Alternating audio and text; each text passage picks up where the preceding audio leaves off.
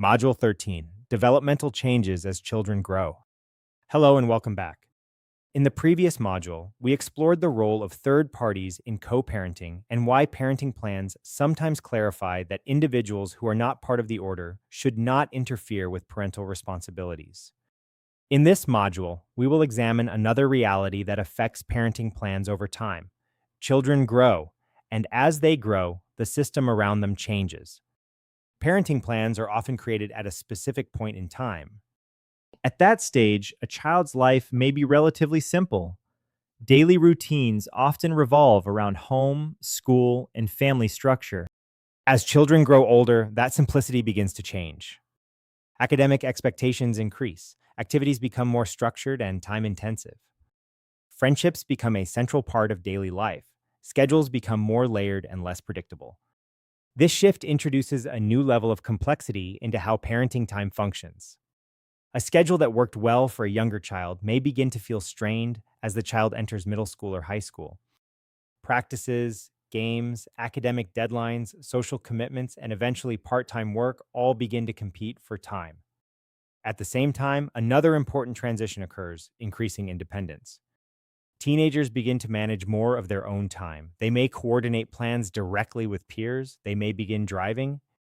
They may move between environments with less direct parental involvement. From a systems perspective, this is not a small adjustment. It is a transition. The parenting plan itself has not changed, but the operating conditions around it have. When this happens, three factors often begin to interact: the structure of the parenting plan, the teenager's expanding life and schedule, and each parent's interpretation of how the plan should be applied.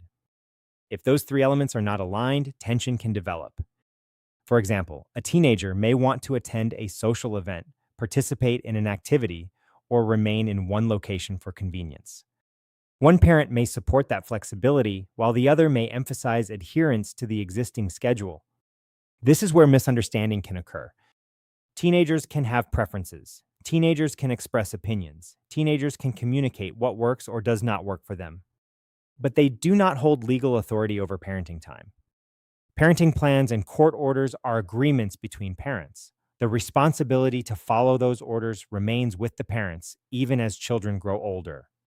In some situations, one parent may begin to rely heavily on a teenager's preferences when making decisions about parenting time, particularly if those preferences appear to favor one household. These situations can become complicated. While some jurisdictions may consider the perspective of older children, that does not mean that teenagers independently decide when parenting time occurs. The details of how a child's perspective may be considered vary by jurisdiction, but the core principle remains consistent. The structure belongs to the parents. Within the Ironclad Parenting Plan framework, the goal is not to ignore a teenager's voice. The goal is to design a structure that can absorb increasing independence without breaking down. This may include allowing reasonable flexibility while maintaining overall consistency, planning for transportation changes as teenagers begin driving, anticipating increased activity schedules and academic demands, reducing the likelihood that the child becomes the point of tension between households. Strong parenting plans do not treat teenage years as an exception. They prepare for them.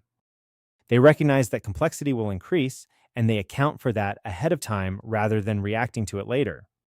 Before moving on to the next module, take a moment to reflect. How might your child's life look in 2, 5, or even 10 years?